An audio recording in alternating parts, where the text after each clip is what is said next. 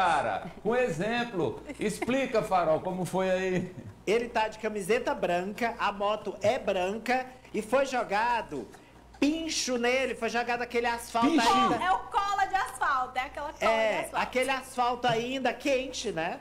Enfim, e eles ficaram completamente banhados de asfalto. Breu, piche, pincho. Ari, você sabe quando era criança, uma das diversões. Sim. Era aí ver o pessoal asfaltando ali a Santos Dumont, sabia? Era a diversão da criançada, aquele cheiro forte, né? Tem um cheiro forte. Aquele movimento. Aqui e acolá sujava o calcanhar, né? Que você ia pisando. Mas você ficou assim, completamente banhado de asfalto? Não tinha um operador de máquinas barbeiro igual esse aí, não. Mas é porque esse é barbeiro, cara. Amadeu, agora é o resultado da briga do asfalto, né? Estão asfaltando tudo, até as pessoas, calma. Quando acabar de asfaltar a estrada, vai passar a asfaltar o povo, né?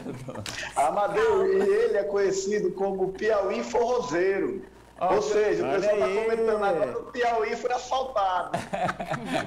Asfaltaram o Piauí todinho. Cadê a Raniele Veloso? Informações ao vivo de Brasília com a nossa correspondente Raniele Veloso. Raniele, a gente pode começar com a CPI, não está na nossa sequência aqui não, mas é que como está acontecendo, a gente pode começar por ela. Vamos lá? Boa tarde. Boa tarde, Amadeu, e a todos que nos acompanham ao vivo direto de Brasília. Olha, acabou de ser suspensa, viu, a sessão, intervalo de 30 minutos, como de costume nesse horário.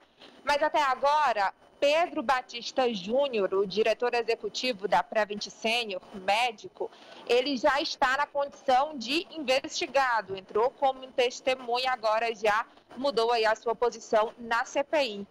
Ele chegou aqui como? Bom, um dossiê foi entregue à CPI, dossiê elaborado por médicos e ex-médicos da Prevent Senior, contando que 7 mortes de um estudo com 630 pacientes com Covid, que foram testados com hidroxicloroquina e azitromicina, 7 mortes foram ocultadas. Pedro Batista Júnior disse que foram apenas 2 mortes. Apenas não, porque 2 já é muito. Ele negou que esses estudos tenham causado essa quantidade de óbitos e que esses documentos foram fraudados.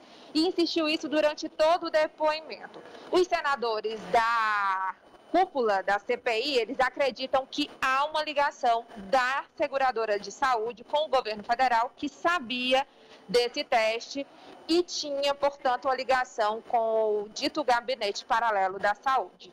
O presidente Omar Aziz, antes do depoimento, ele falou com a gente aqui, vamos ver um trecho. O que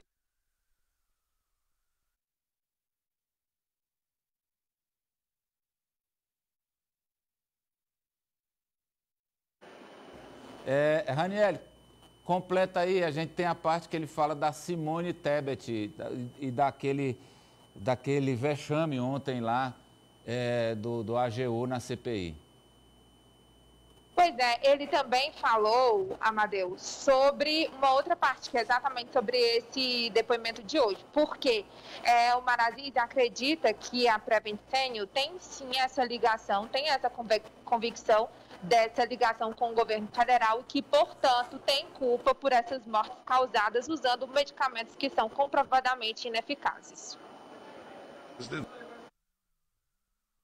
Em momento algum ela se descontrolou, ela colocou ali fatos, e fatos doem, né? E ela tinha se preparado para fazer a requisição, ela é firme, sempre foi firme nos posicionamentos, não é o jeito dela como mulher de ser firme, sem ser agressiva e muito menos mal educada.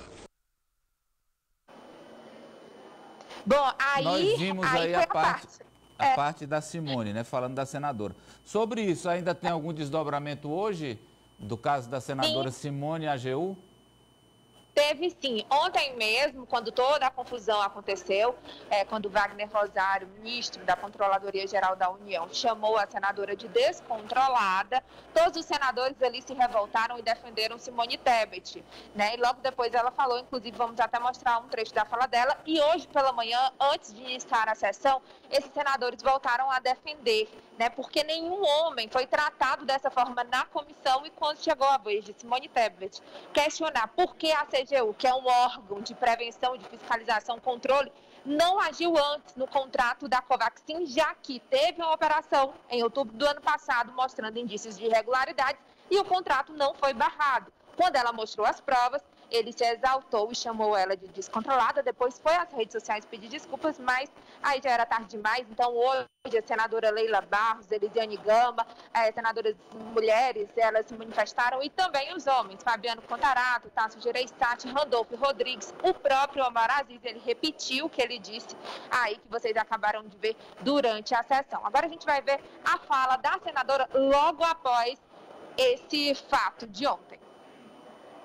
Meu amigo, você está pensando... Mas no meu caso, como eu sou da paz, eu sou advogada, é natural que num determinado momento de roubos se fala o que se fala. Eu disse para ele serenar e ele fez um pedido ali privado, embora deveria ser público, mas para mim é página virada. É página virada, e hoje ela repetiu, tanto na CPI quanto na CCJ, Comissão de Constituição e Justiça, que ela foi relatora da reforma eleitoral, que nenhuma mulher deve ser chamada de descontrolada. O vice-líder do MDB no Senado, o senador Marcelo Castro, também se manifestou em suas redes em defesa de Simone. Mas sobre Marcelo Castro, a gente tem uma entrevista exclusiva aí com a Raniele Veloso, com dois temas bem palpitantes, Raniele. O primeiro deles é a questão do fim do sonho de alguns partidos do retorno das coligações proporcionais. Por quê? Passou na Câmara a reforma eleitoral, mas não passou aqui no Senado, pelo menos até agora na Comissão de Constituição e Justiça, que teve votação agora pela manhã, agora à tarde já vai para o plenário, viu? E eles querem votar em 2 turnos, porque se trata de uma PEC ainda hoje. Essa reforma eleitoral, no caso, foi barrado aquele trecho que tinha como objetivo o retorno das coligações proporcionais, que findou-se em 2017 e que teve a primeira execução nas eleições do ano passado.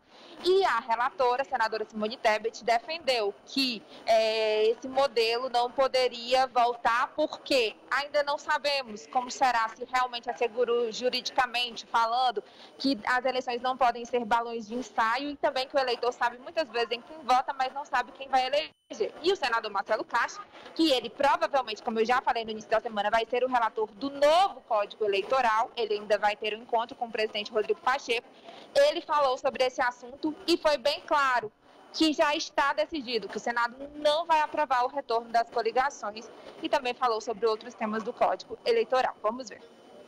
Isso tem causado uma celeuma muito grande, porque em 2017 nós aprovamos o fim das coligações proporcionais. Por quê? Porque as coligações proporcionais, elas enfraquecem os partidos políticos. Mas aqui no Senado eu já andei pegando o pulso e já participei de reuniões com senadores. A chance aqui é ínfima. Então eu estou contando como certo de que o retorno das coligações proporcionais não passará aqui no Senado Federal.